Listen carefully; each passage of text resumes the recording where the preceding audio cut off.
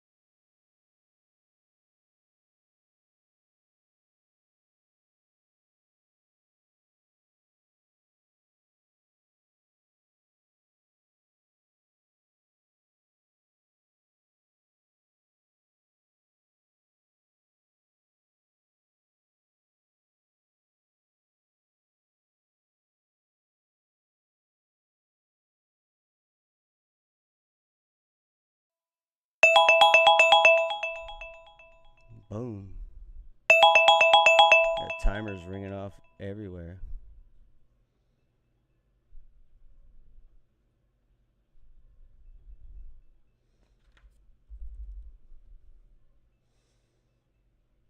What is that?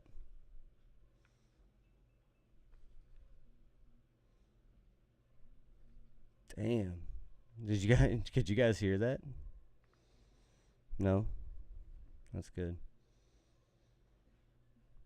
Oh, dude. That thing was blinging. Dude, I had like 9 timers going to make sure to remind me when it was 8 o'clock, and like, holy shit, that went off. All right, so we're live. I have absolutely no idea how the stream is going to be coming through, to be honest, other than to know that we are live here on the Discord, like as always. What's up, Jake? Good to see you, brother. But we are currently, it says, we are currently also streaming. So if anybody has the ability to look, yeah, no, go ahead. You can totally post a link here. So Alex is asking if he can post a link to the local 700 Discord server that he just created. And yeah, absolutely feel free. If anybody wants to hop over there, they're doing the same thing we're doing. They got the same fight we got going on. What's up, everybody who's looking here in the YouTube channel that's joining just right now for the first time? We are at what cost? This is our bi-weekly Discord meeting. We have had a vote as a group. If you actually check the threads in here, we've got a poll right now. I went ahead and joined that, dude. We've got a poll going right now where you can take a vote and you can decide if we should move our meetings from every other Friday night at 9 o'clock to any other time or day or period. And currently, right now, we've got Wednesdays at 8 o'clock. Every other Wednesday at 8 o'clock is leading the way. So we decided to try it out. We threw this up live for the first time on YouTube. We're going to work on getting a stronger connection, but as it appears, we are currently live. And hopefully we can start pulling in some more people. We're still recording. We'll still have the video available for people after the fact. So if you couldn't catch it live, don't worry. If you're watching it after the fact, like a lot of people do, that will always be available. The information that we talk about, that we share, we discuss, you should be able to access it easily and openly. Like transparency in our union membership is it's a really big deal, and giving people a way to participate, especially when you work in like a retail environment where we have different schedules. We work in different departments. We work in different cities and stores. We're broken up into small pods of people spread across really large geographical regions. It makes it really hard for us to like come together and get information, spread information, share information. So a big piece of what we're doing with like recording it and putting it out on YouTube is trying to make it available to as many people as possible, as easily as possible. So if you throw in an earbud while you're doing something around the house, or whatever it is that you've got going on, you have the opportunity to stay in touch with what's going on. And honestly, if you want that kind of information, and you have the ability to go get it now. So anytime anybody says like nobody told me that, or I didn't know that, or I wish somebody would have let me know what was going on, there is a million ways to get in touch with what we've got going on, including this right here, and our Discord server, Facebook page, our Instagram page, the YouTube channel that people are watching it on right now. So if you want to participate in making your union stronger, getting involved in building solidarity with each other, I highly recommend checking out At What Cost. You might hear some different messages out there about that, and that's another side benefit about this just being recorded and out in the open. One of the things that we talked about when we started all this is that it feels really good knowing that the things that you're doing are you're doing them for the benefit of the people that you work with, like your coworkers, like at the rank and file members, because it gives you like the power to do it out in the light, like out in the open where everybody can see. You don't have any reason to hide stuff when you're doing things that you think are in the best interest of the people around you. And when you are not trying to make that decision for other people and instead are opening the door for other people to start thinking about and making that decision for themselves, again, that's another very empowering thing. So it's nice to be able to do that where people can see it. And this is, what that is. And hopefully, people that do watch this decide that they want to become a part of it in their union, in their local. But us here at What Cost, we are specifically focused on UFCW Local 8. That's the stuff we got going on. So some of the things that we're going to talk about tonight are, have to do with our contract specifically and the things that we're trying to work on and improve. So without further ado, let's crank this thing off. Just a heads up, if you do want to participate in the poll for the meetings and you want to help move the time or get involved in changing the time, just hop into the Discord server, hit the little spool of thread up at the top of the Union Hall chat room, and that's where you'll find all the places that you can vote on things, and that poll closes in about 2 days. So check it out. And with that, we'll roll into something that we normally talk about on our biweekly Discord meeting, and that's just kind of our social media channels and everything we've got going on there. Real quick, our Discord server, that's the place to hang out. All the links to all these places are in the description for this video. They're on the channel. So if you want to get involved live, like we've got currently 5 people in the room for this meeting, they're going to be able to speak on this meeting instead of being just viewers or watching it later. They're going to have a voice in the chat, and they're going to be able to discuss things. And that's kind of what we encourage is, to start adding your voice to the conversation. The more we do that, the stronger we are as a democratic union, the more we accurately represent our member base. And you don't want a small group of people with loud voices, dictating the outcome of our lives and our working conditions. So the more of us that are speaking up, the better. The Discord server is the place to speak up the most. That's where we've got stuff going on 24/7. Night crew can hop in there and chat when their life is going on, and the day crew can wake up and catch up on everything that's going on. There's channels in there for us to talk about our contracts specifically related to our companies. There's a general union hall chat that we can use to just all speak together generally. I mean, imagine the old union hall scenario where, after work you would go by the union hall, everybody would grab a couple beers, you'd talk about how the bosses were screwing you over, and then you'd go home and take care of business at home and do it all again the next day. We lost that space to have those conversations, and a lot of us don't have local union halls in our space anymore. And so to be able to, kind of create that in a digital atmosphere, in a Discord server, it gives us the opportunity to overcome that solidarity building aspect of working that has kind of been taken away as we've been atomized and grouped into smaller and smaller little chunks and spread across our little pods. So check out the Discord server. That's a great place to interact. We got 3 new members since the last time that we had our biweekly Discord meeting, so continue to grow there. We're up to 134 people. The Instagram page continues to grow. Dude, way to go on the Instagram page. We got a big boost, 8 new members there since the last time we had our meeting. We've got 1 new member to Facebook, 3 new members on the YouTube channel, and TikTok continues to sit stagnantly in a pool with it's got -1. But just a reminder, these social media channels, they're ran by different people in this group. I happen to run this YouTube channel, and I have access to the Discord server. I created the Discord server. But the other channels, those are just ran by different people that are in At What Cost that have taken leadership and ownership of this unionism and this activity and have decided to interact through that social media platform. And if that's something that you would like to do and you have a social media platform or a medium that you like to speak through or you'd like to use, then please do that. Like I said earlier at the top of this call, like we would like to connect with everybody wherever we can. So if there's something that you use, if you're on Blue Sky or something and you use that more often and you want to start an At What Cost page, like nobody owns this group. Nobody is the boss of this organization. This is just a bunch of us that care deeply about making our union stronger. And if that's something that you want to contribute to through a social media page, like feel free to do so. So yeah, that's what we've got going on there. It's awesome to see that continue to grow, and we see spikes in different areas at different times. But the cool thing is that slowly but steadily, it seems like every couple weeks, every time we come together here, a couple more people get involved and check us out and see what's going on, and either plug into the Facebook or Instagram page or hop into the Discord server. So shout out to all the newcomers. We'll keep growing. We'll it's the reason that we're able to take more and more people to the general membership meetings when we do it. So that's cool to see.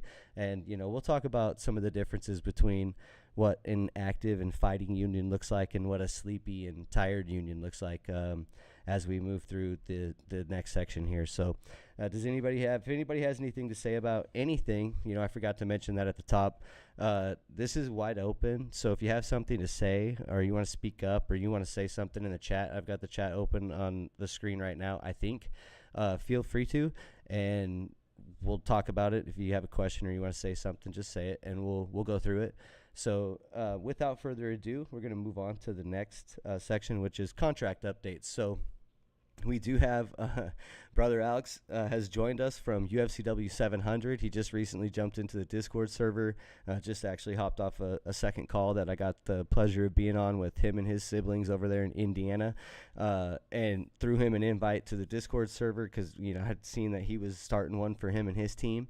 And luckily, just through serendipity, we were having this meeting. So he's here now with us, and they are the team that you guys have heard me talking about that just passed the 74% no vote on the contract ratification. Their union local and the company were trying to get them to take a extremely bad deal, and they banded together and got organized very quickly and shut it down with a 74% no vote, which is a really big deal. That's really awesome to see. It puts them into similar territory that the rest of us are going into. We haven't had a chance to ratify any contracts here at Local 8, but by not taking that contract, you are now in alignment with the rest of us in being strike authorized according to what your president said that vote was. But at least not taking the bad deal when the West Coast is very, very busily, hastily scrambling together to get locked in. Us here in Local 8 it's been very silent on the front from our leadership. We're not hearing very much about what's going on inside the room. We don't have any members on the bargaining committee. We're not participating in negotiations in any way, shape, or form. It's a fully closed door, no insight, and nothing except for the text message and the bulletin to the website in terms of updates do we get. So luckily for us, the last update did speak about the company moving extremely slowly, and they had a little bit more frustration in their voice, told us to get loud and proud about our union, stand up to management, let them know we're not happy with this expired contract. And so it's been cool trying to kind of push that button a little bit and speak about it a little more aggressively on the shop floor with my coworkers, saying things like, hey, I'm not going to do the work of two people when they're not even willing to respect me as one, right? And in your contract, there's no work production requirements. So as long as you're constantly on task and you're getting you're moving at all times, you're not doing anything wrong by not doing the jobs of three people. That's not something that you could be held accountable for in our contract. So as long as you're meeting the minimum requirements of your job duties, you're fine. And so that's been something that's been kind of fun to explore. We're also fully buttoned up. Everywhere I look, I see buttons out there, which is cool.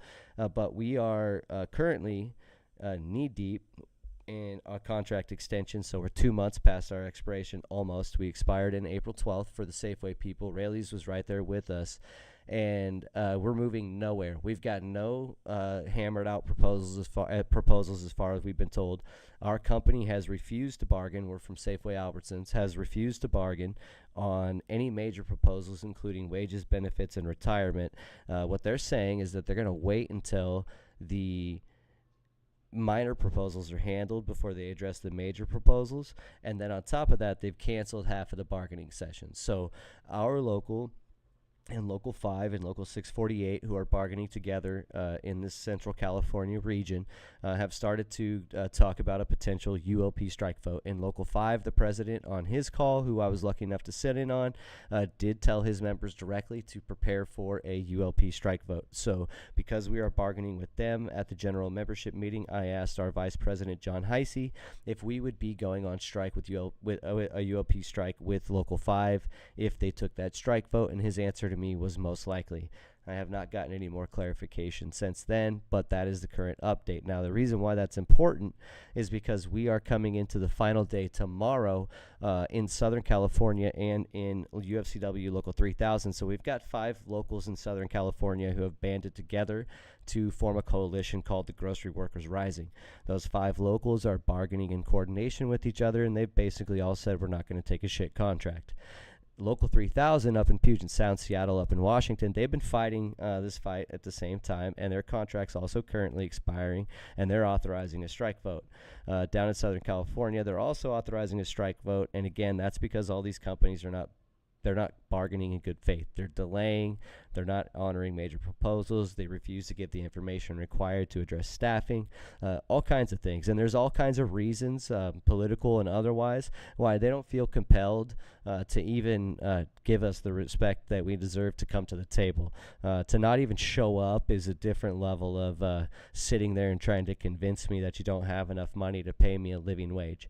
Those are 2 different levels of disrespect, and then not even coming to the table level is the reason that people are starting to get so pissed off. So they've got ULP strike votes happening. Those strike votes conclude tomorrow. We haven't discussed anything specific as far as the ULP strike vote in our area here in the Central Valley, but we do have bargaining dates coming up on the 9th and the 10th. That's Monday and Tuesday of next week. I have no inside information, but if I were a betting person, I would suggest that the language that comes out of those 2 bargaining dates is going to put us somewhere closer to taking a ULP strike vote. Now, reminder for those of you listening that come from UFCW Local 8, our local does something that is a little sneaky, which is they piggyback an economic strike vote on the ULP strike vote, and we are going to talk about that. In fact, I'll bring it up right now on our UFCW Local 8 website, where they announced to the Southern Vaughn's stores that are aligned with the Grocery Workers Rising. Notice that a small selection of Vaughn's stores, I think it's 8, but don't quote me, are a part of UFCW Local 8, and they have aligned with the Grocery Workers Rising campaign, but our entire local all the way up to the top of California has not for some reason. But why is that significant? Because why wouldn't we all be coordinated bargaining together? Why wouldn't we pull all of us together? Why would 8 and 5 and 648 stay separate from the entire coalition that's forming all around them? Because don't forget, this also includes Local 7 in Colorado, which is obviously to the east of us. If we were to hop in on that full-footed, we would be a massive coalition. And now that we've got our brothers and sisters over in 700 building up their coalition, you can see how this very quickly, and don't forget, we've got Rob and his team in Michigan working on their coalition. You can quickly see how this builds up into something that these companies have not prepared for. They did not see it coming. They thought we were absolutely asleep at the wheel. They thought they'd fully hogged us into just feed slopping consumers, and here we are waking up and demanding our fair share. Back to the Local 8 contract page, they say things like upcoming unfair labor practice strike authorization votes. Here's the meeting locations. You've got these 5 spots to go vote at over these 2 days, 5 locations to go get your vote in. This is ahead of the bargaining dates that are happening on the 10th and the 11th. You see here it says unfair labor practice strike authorization votes. This is a link you can click on that takes you to the original post. When you click on that link and go to the original post, what you see is the posting here that actually notifies everybody of this event taking place on the 4th and the 5th. And it says here that this vote will also authorize an economic strike. So that is mentioned in this posting, but not the follow-up posting that they use to link to the original posting. Call that what you will. I've asked multiple members multiple times if they understand the difference between an unfair labor practice strike and an economic strike, and nobody does. Excuse me. We've spent time breaking that down and talking about that as a group here and trying to educate each other on it. Everybody knows my position. I'm ready to strike on both counts. But there's a lot of people that would take a ULP strike vote but would not take an economic strike vote. and they need to understand the difference between those two when they're going into that ballot box. So I just wanted to bring that up in this moment because that potential is coming for us. And if you are up here with us in Local 8, just know that you probably will be taking that strike vote. That's probably going to be a double strike vote. So just be prepared for that and understand what you're voting for. Again, I have a position, I have opinion, I'm willing to share it. What's really important is that 100% of the people participate. I don't like the idea of union leadership being able to manipulate a small group of people, and that small group of people being able to influence the outcome of our only voting mechanisms, which happen to be the ratification of our contract here in Local 8. The only time we've ever been able to pass a vote, or we can ever say that our voice is potentially heard. And I think that other members from Local 8 would back me up on that wholeheartedly. If you agree, you feel me. And if you're in your local, I'm sure you feel the same. So the important thing is that everybody gets out there and votes. If we do end up having a ULP strike vote, we're going to have a call. We're going to be talking about who's driving, who's helping members get from wherever they are to wherever they need to be, and we'll just make sure that we turn out a massive vote and we get everybody out there. And hopefully it's to stand up strong to these companies and at least let them know that we're not willing to let them push us around. But as it stands right now, we're kind of stuck in the mud until our Local 8 moves. It'll be exciting to see over the next couple days what the results are from Seattle region and SoCal region. If I was a betting person, and I do love it to do it, I'd bet $100 that it's yes votes on the authorizations up and down the board. Don't forget, Local 7 is at the end of their 100-day contract extension that they agreed to when they went on their strike and came off, and they've made little headway there. So they're also on the table for a strike. Like I said before, Alex and his brothers and sisters in 700 are now on the table for a strike. So we have the ability to really counterpunch these companies, and nobody wants a strike, right? Like, nobody's coming in here cheerleading for a strike. What you want is to be willing to strike and for the company to know that and respect you because of it. And unfortunately, we're in a really bum situation in UFCW specifically. We're a super disrespected union when it comes to the professional working world out there. We're kind of the laughing stock. We've talked about it quite a bit. Trader Joe's uses our wage tables as union busting. Foster Farms with chicken plants use our wage tables as union busting. So it's embarrassing to be a member of the UFCW, unfortunately, because of what our leadership has done to this union. But we're in the middle of fixing that and trying to rebuild that reputation and trying to bring that back to something we can all be proud of. When I look at Teamsters and I see the pride they have, I know it comes from the ownership they have of their union. They have that pride because they own their union. And when we own our union and we own our union membership, I think we'll feel that pride too. So stick with it, vote, talk to your members, talk to your coworkers about what you think about what's going on, what they think about what's going on with the contract. Start sharing opinions with each other. Ask each other what you're going to do. We're going to look at some stuff here right now that is, kind of blow your mind, honestly. You saw the way that Local 8 was talking to us about our strikes. This is Local 3000's page. Hey, go ahead. Do you mind if I chime in a little bit and just briefly talk about what's been going on at 700? Oh, please. So we our contract only expired, what was it? May the 16th, I believe. And so negotiations have been going on for a while, and we heard nothing, not a word. All we heard was negotiations are ongoing. And everyone who had been around for a while basically said that the union is going to rush a vote, give us nothing, and screw us over. And lo and behold, they released the details of the contract exclusively by paper on Tuesday and hold a vote for Friday with 1 hour voting windows in the morning and the afternoon. And tons of people were not even aware of the vote. There were people who were on vacation who came in the next week. They didn't even know a contract vote had happened.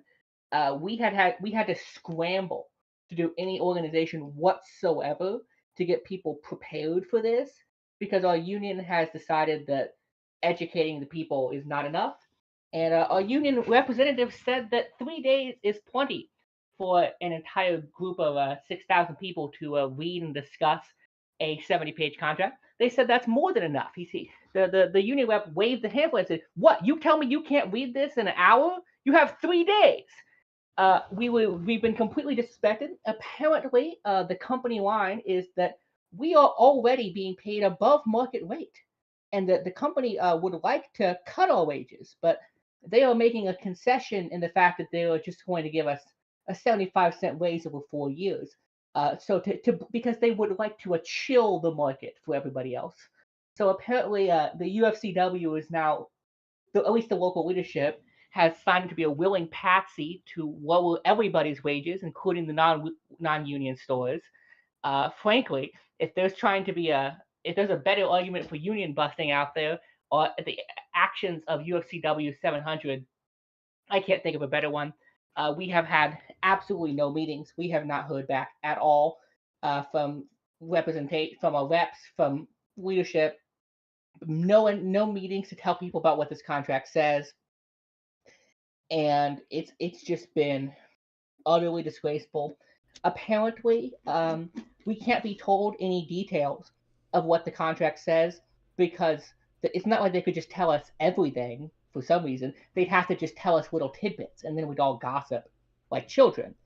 Mm-hmm. Um, Yeah, so so we've we heard can't that. be. We've actually heard that. Brother Jake, who's here, went to a general membership meeting and asked that question, like, hey, during negotiations, you don't have to tell us, like, every little detail, but if you can kind of give us an idea, like, hey, here's what the company's throwing out there, here's what they're offering, here's what we're trying to give back. And they said, no, that's how rumors get started, that's how stuff gets spread around the store. Everything changes so fast, we couldn't tell you. By the time we told you one thing, it'd be like 3 different things by then. And the level of condescension that's involved in that type of talking down to a group of people. Not only that, in that same meeting when we were going to leave, Alex, one of our brothers, Kevin, was explaining to one of our vice presidents, John Micheletti, that he only made $16.90 an hour, which is barely above minimum wage here in California, and has worked for the company for 6 years and knows how to work in every single department because he's a multi-purpose clerk. And John Heisey looked down at him, or John Micheletti, sorry, Heisey, you're a little cooler. Micheletti looked down at him and said, how much do you think you're worth? You guys are the highest paid people in the industry. So what you hear is they're singing out of the same songbook. It's almost like they go to an evil villain school hosted by the International, and then they come out to us and they subjugate us in all the same ways. And then when we talk to each other like this across the 1,000+ miles and realize that for some reason they've got us all twisted up in the same exact ways, and the only thing we needed to do to burst the bubble was talk to each other, you see how the house of cards comes crumbling down really fast. And it already has in some locals. Some locals have already gone through this process. They've flipped full reform. They've gone from a service business model to an organizing model, and now their members have power. And with that power, they've elected new leadership, and from that new leadership has come new proposals. So I want to show you guys a couple of things here real quick. On the UFCW 3000 page, they've got their strike information up here. You saw the Local 8 page. Here it is for context. Please stay awake if you can. Here's the scanned in PDF that they just put up here as a picture, which is this is just a copy and paste file. This is the same file we saw for the Save Mart ULP strike vote. Nothing cool at all. This is United for Better Wages, Better Staffing, Better Stores. This is the campaign that they're running. They've got us all kind of behind this. We're thinking about this: better wages, better staffing, better stores. We're literally trying to save these companies from themselves.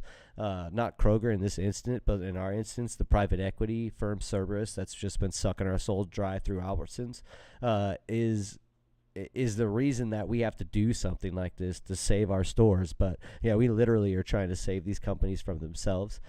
Here they've got the information where you can go and vote. This is where you're going to take your ULP strike vote. Down here they show the union bargaining proposals and the employer bargaining proposals. This is exactly what Brother Jake was trying to get information on. Here it is for you in UFCW Local 3000. Unfortunately, it's irrelevant to us except for the fact that it shows us that there's another way. Here's the strike FAQ. I'm going to go ahead and show you what that looks like. Look, it's a bunch of questions and answers about a ULP strike and what it means if you go on a ULP strike. Here's the question of the day. I can't afford to live. I can't afford to survive. If I don't get a paycheck, I'm going to die. I cannot go on strike. What is my strike benefit? UFCW 3000's executive board approved strike benefits for grocery store workers that take part in strike duty. Strike benefits will not fully replace your wages, but they will help. The board has approved strike wages of $300 a week for workers who picket a minimum of 12 hours and $600 a week for workers who picket a minimum of 24 hours. That is almost a full-time paycheck for a topped-out worker. I'm topped out. I make $28.17 at my store as a head clerk. That works out to about an $860 paycheck. So a $260 paycheck for me out of a week. Is that going to hurt? Yes. Am I going to die? Am I going to starve? No. Can I figure something out? Probably. Am I voting yes on a strike because I now feel financially secure to do so, or more secure than I did when I looked at this piece of paper? Absolutely. That's the difference in open transparency and communication. You want to see it happen again? This is UFCW Local 770 down in Southern California. Here's their strike page. Very cool, very interesting, very colorful. Here's all the places that are going to be having votes. So they actually have their votes at the store location. It does seem a little restrictive, similar to what you talked about in your area in Indiana, where it's a 3-hour window at every store. I don't know if there's stores repeated on this list or not. I didn't look at the store numbers that closely. It's a very long list, but the reminder there is that you don't have to vote at your store. So if you can get to a neighboring store on their day, do it. But this is UFCW Local 770's page, and I want to show you they've got a strike FAQ also. So if you have questions, here's the answers. We put them out here on the internet for you. I'm going to go ahead and just scroll down to will I get paid during a ULP strike? Local 770 has a strike fund to support members during a strike. The board approves the benefits. The benefits for the Ralph's, Albertsons, Vaughn's, Pavilions ULP strike are in the amount of $160 a day for food clerks, $135 a day for GM and clerks and techs, and $100 a day for clerks helpers, $450 a day for pharmacists, and $200 a day for anybody who wants to be a picket captain, which is a strike leader, to run a shift basically and make sure everybody's doing their chants and marching, staying hydrated, especially if it's going to be hot, all that good stuff.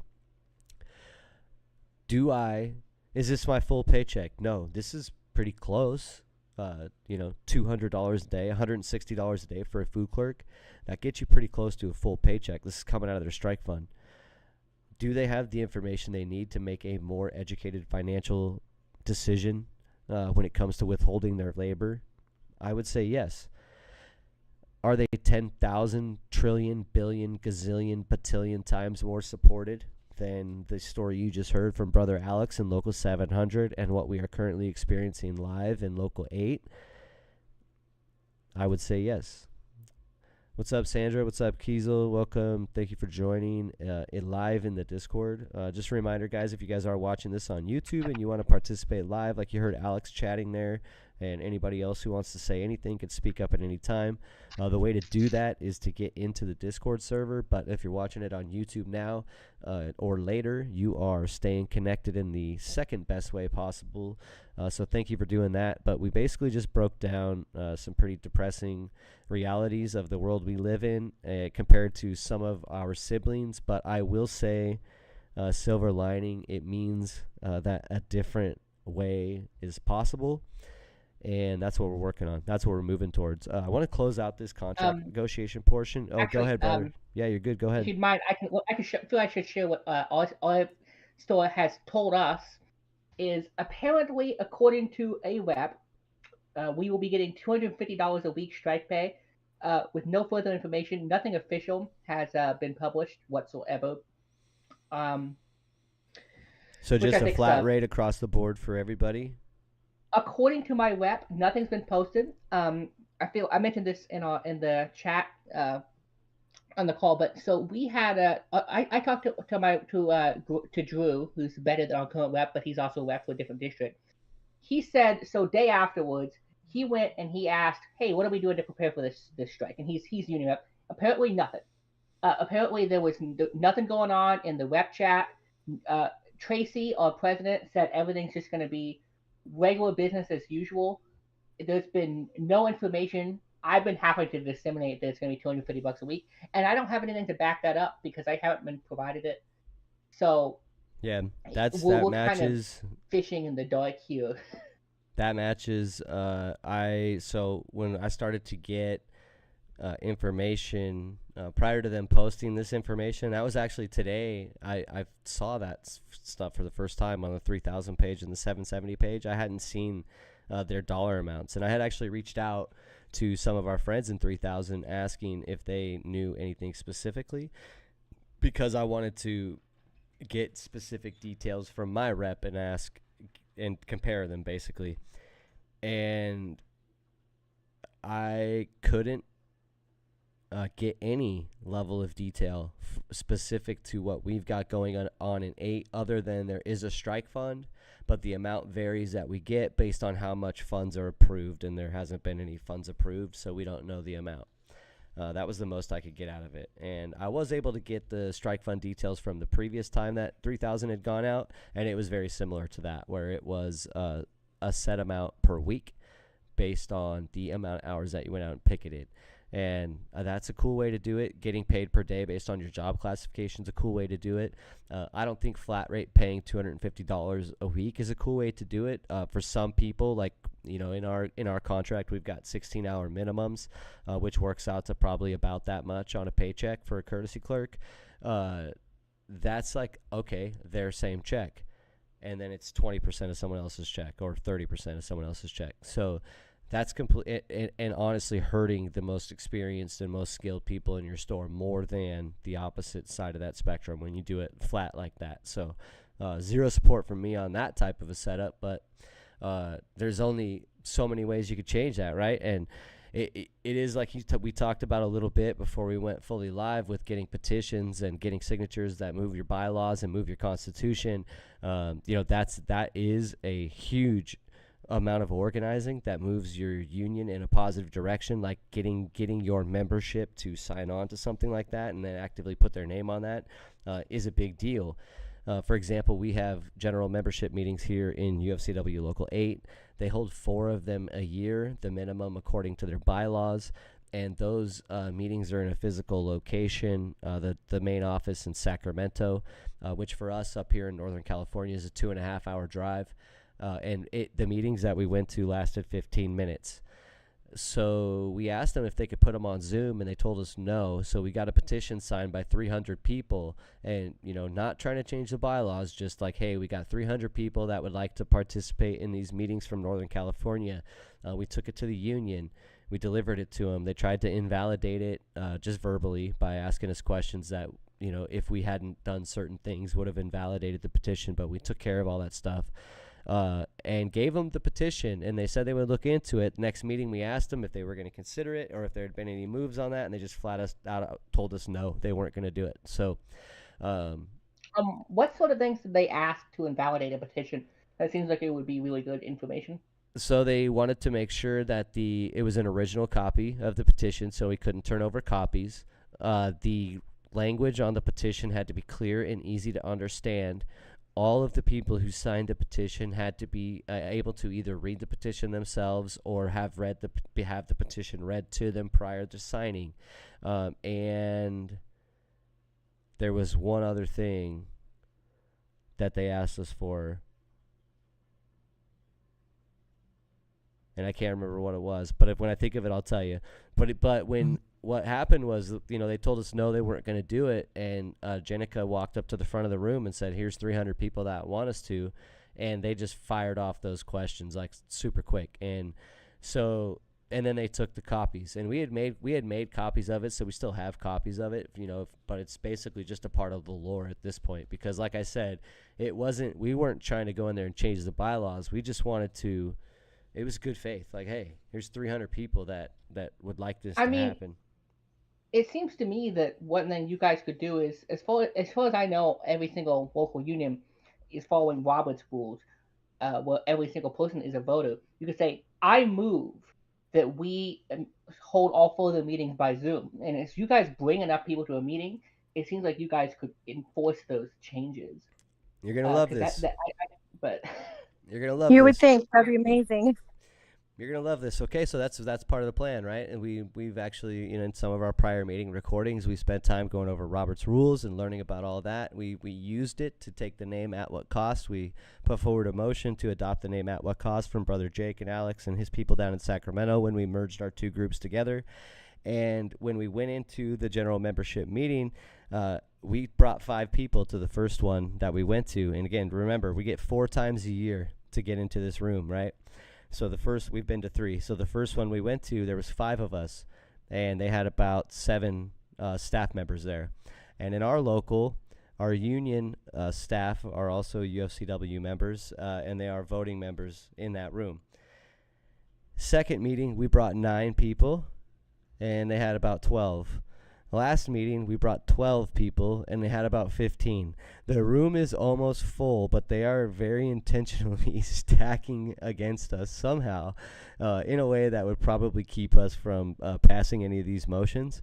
All of that being said, I think that's a really good idea. And it would be fun to even try and even go through the process because I like to see their faces get red when we even speak up. But basically what we've been doing is waiting till the end of the meeting and then dragging it on for another 45 minutes to an hour and a half, asking questions.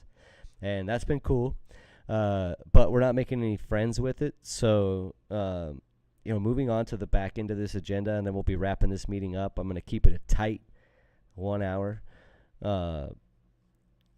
What is At What Cost and what is this group? It is exactly what you've been listening to. It's a group of UFCW rank and file members. Every person in this room works on the shop floor who have been trying and succeeding at becoming stronger and mightier and more educated rank and file. And we're doing that by communicating with each other in chats like this, having conversations like this every other week in this Discord server. We're doing it by attending workshops put on by the Essential Workers for Democracy and friends like Labor Notes and Teamsters for a Democratic Union. We've been to TDU conferences in Stockton. We're going to go to a Labor Notes conference in Oakland next weekend. We attend all the Essential Workers for Democracy workshops that they put on, and we basically take that information and we bring it back here. What you'll see happening in this room is things that you hear about going on there, like structure tests and storm mapping and one-on-one conversations, turning up the heat. All of those kinds of things are things that we're just trying to do here as rank and file members, and it's the ground floor of it. It's the first time it's ever been done in the UFCW. Our president's been the president for almost 50 years, and his dad was the president before him. But the Teamsters have accomplished this. The UAW has accomplished this. And I think that we're going to accomplish this too, because the goal of this is to take the power of the union and return it to the rank and file where it truly belongs and where it truly lies. Our true power. What's up, Tony? Dude, you made it, brother. Welcome. Night crew in the house. Our true power lies in our union. It lies in our solidarity. And what that ultimately means, it doesn't lie in our contract. It doesn't lie in our union staff and our union leadership. It lies in the protected right we have to withhold our labor. And people died to give us that right. And we need to make sure that our companies don't forget that we have that right. Those are what mighty unions like the Teamsters in general are not scared to strike, and the companies that they bargain against know that. We talked about it at the top of this call. Nobody wants to strike. Striking sucks. Getting to see some of this stuff, like Local 3000, just straight up putting it out there on the table that if you strike for 12 hours a week, you get $300. If you strike for 24 hours a week, you get $600. Seeing 770 say that if you're a food clerk, you get $160 a day. If you're a general merchandise clerk, you get $135 a day. If you're a pharmacist, you get paid, dude, $450 a day. I mean, talk about pulling out the pharmacists. And if you want to be a strike captain, you get $200 a day. So bonus on top of your normal pay. if you want to be a strike captain. So if you're strike captain out there 5 days a week, you're getting $1,000 a week, right? That's great information, and it helps you make a good financial decision. It helps you feel confident in the decision you make, and that's something that's missing from these updates that we're getting out of our local. So we want to demand better from our local, and we're actually, we're willing to do whatever we have to do to bring this experience over here in 3000 and 770. And I don't mean anything specific about them other than their ability to decide for themselves what they want. I want that for us too. And I think the more that we link up together, the more that we build that solidarity across our local lines, it makes us even more powerful. If my local doesn't get on board with this ULP strike train that's happening, and I mean, people in the chat right now, I see Jenica, I see Jake, they want to strike, and it's to send a message. It's to hit these companies back. There's anger out there in the rank and file, and it's because our dignity has been stripped away from us in our working lives. We're putting in a full day's work. We're putting in a full week's work. Many of us are working 40 hours plus a week, and we're not being given access to the same quality of life that was given to prior generations. And we're not working any less harder. I'm not going to accept that bullshit from anybody. I didn't grind any less than you. I'm not any stupider than you. I don't deserve it any less than you. I've been working my ass off, and every year it gets harder and harder to succeed. I have a union. My union should be helping me fight that. At what cost is going to continue to make sure that we're moving in that direction, because nobody at the top is going to do it for us. We have to do it for ourselves. We like to talk about our union dues not being a Netflix subscription. They are a gym membership. If we're not in here working out in the gym, we're not getting any stronger. If we're not having these conversations, we're not getting any smarter. If we're not educating each other. I mean, we had a really great conversation in the hall yesterday talking about, or a few days ago, can't remember, talking about the head clerk breakdown and the rules around it. And Jake had alluded to it a couple days before, that this missing link when you have this shared chat room that we can all experience together is that when somebody has a question, there's a bunch of people working on getting to the answer. And they're working on it together back and forth with each other, and they don't stop till they land at a conclusion. And sometimes we disagree along the way, but what we need to decide as a group is that when we do come to a conclusion, that we move together with that conclusion. If we take a vote as a group, we move together as a group when the vote comes to an end. If we agree that what we're doing here is adding a strength and solidarity to our union through our collective action, then we need to recognize that when we work as a single body. Everybody in this union, in this room, in this At What Cost, in this group, has a voice and has a chance to say whatever they want to say. And I think that that's the most powerful thing that we bring to the table. If you go to the union meeting like we have, if you do come to one of those meetings, you'll experience and feel it for yourself. That's missing from those rooms. When we're in that room, it doesn't feel like our opinion or our thoughts or our feelings or our view of the world is recognized at all, and definitely not considered on equal value with the people that our dues pay the salaries for. So that's an issue. We've asked very nicely for our leadership to get on board. We've asked numerous times. They've been invited to these meetings. They're more than welcome to come in here. There's nothing in here is blocked. Nothing in here is, I don't even know, who all the people are that are in this group. They could be in here right now. So there's nothing, like I said at the top of this, secret going on with what it is that we're doing or what we're trying to do. So when you hear, something from your rep, like don't listen to their bullshit, or you see them throwing away a flyer inviting you to come play basketball on Friday nights at 6 p.m. at Enterprise Park, what's up with that? Ask them, what are you doing? I'll never forget when we started putting out our contract surveys, asking people really what they wanted, like what kind of wage increases they wanted. Like, obviously they think wages are important. That's a stupid question. How much money do you think you deserve is a very good question. because when you come to the table like Alex's Local did with $2.25 across 4 years, you just wasted everybody's time, right? We've talked about how we voted on our contract, that in our contract survey, that we think we deserve a 30% raise. When we took that to our union reps and let them know, hey, 135 people took this survey and they think a 30% raise is fair, which puts us back to the differential in minimum wage from our contract 10 years ago. He said, you're a bunch of extreme leftists. Don't listen to them. You're going to bankrupt the company if you ask for that kind of a wage increase. What are you talking about, dude? What are you talking about? So I'm happy to... I think it's Sorry, go ahead, sir. I hate that thought of, oh no, we have to worry about what's in the best interest of the company. What if they can't give quite as much of a multi-billion-dollar stock buyback this year? Yeah. It's just it's an insane position to me.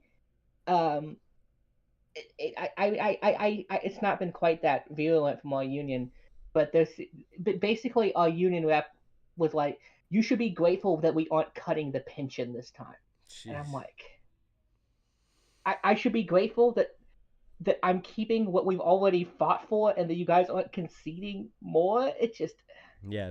And that's like that. it's It's insulting.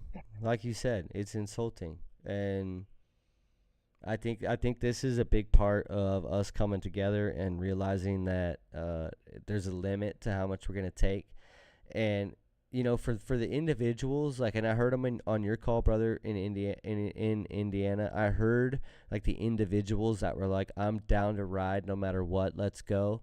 But there's a lot of people that are scared and a lot of people on the fence. And so getting connected with more people that are like, no, we got this, we can do this, we deserve this, is really important. Because a lot of people, for whatever reason, and not it's because society's designed for this way, they don't feel like they're worth it, or they don't feel like they deserve it. I mean, it's intimidating to think of being in the bargaining room and negotiating against like lawyers for a large corporation until you meet these idiots and realize everybody's stupid as you are. Like there is no person, like when we get condescendingly talked down to by our union leadership or store management, it's the same way. You then are around that person for a long enough time where you're like, dude, you're dumb too. Like, you're no better than me. You're the same as me. You just happen to have nicer shoes and a truck that I could never afford. That's the only difference. When I hear our rank and file brothers and sisters in these open bargaining locals talk about sitting at the table, going toe-to-toe with these companies, and then going back to work and running their .com departments or running their floral departments, dude, they're way more badass than those people. That's all those people do. Lame. So I'm excited to get rank and file people involved in what we've got going on here. I think that the more we do it, the stronger we get. We have events like this meeting every other week. We're going to keep doing this, and we'll keep doing it live on YouTube so that people can join in and watch it. The Discord's going to keep growing. We keep meeting up on the third Sunday every month. We've been going to Becca's Cafe and eating at a restaurant as a group, doing a meeting there in person. We might be doing bowling on the 22nd of this month. Stay tuned for details there. Like I said a bit ago, we've got basketball every Fridays at 6 p.m. at Kids Kingdom. Safeway Store 1954 has a full team ready and has challenged the other Reading and Anderson stores to put a team together and show yourselves, you cowards. That's a quote from Robbie. Shout out to Robbie. And yeah, other than that, it's open mic in here when the cameras go off. If you have something to say about your boss that you don't want anybody to hear, if you're afraid of participating in these meetings because you think that you're going to get retaliated against from your rep, first of all, that's an unfair labor practice. We have the federal right to discuss improving our lives and working conditions. But we do have off mic all the time. There's meeting rooms in here where you can talk with coworkers in private, and not everything is recorded and posted, but our meetings for the most part are. I'll always let you know when we're going offline, and we're reaching one of those moments right now. We're going to wrap this one up. This was our first biweekly Discord meeting to be streamed live on YouTube. I have no idea how it looked and sounded. Hopefully okay. But I do know a couple things I can do to make it sound or have better streaming quality if it's not that great. So stay tuned for a couple weeks. Don't give up on us just yet. We'll be back.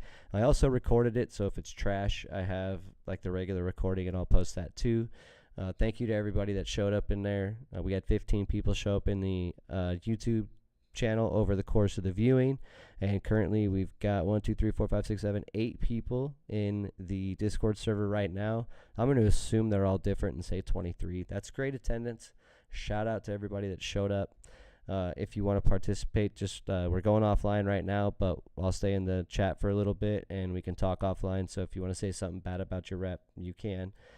Good night, everybody. We'll see you next time. Does anybody have anything else they need to say live before we shut it down? This is your chance. Thank you to Alex and his brothers and sisters in 700 for everything they did, by the way. And thanks for hopping in. Jake, did I see you on mute? No, that was me. I was just going to say that that's a good assumption, because if you run YouTube and Discord at the same time, you're going to have some major lag with the voice problems and stuff. But that's all. Great. That's exciting to hear. So we're offline now? Not yet. We're still online. Jake, did you unmute? Yeah, I'll wait to go offline. I mean, it doesn't need to be recorded. All right, cool. Shutting her down. Take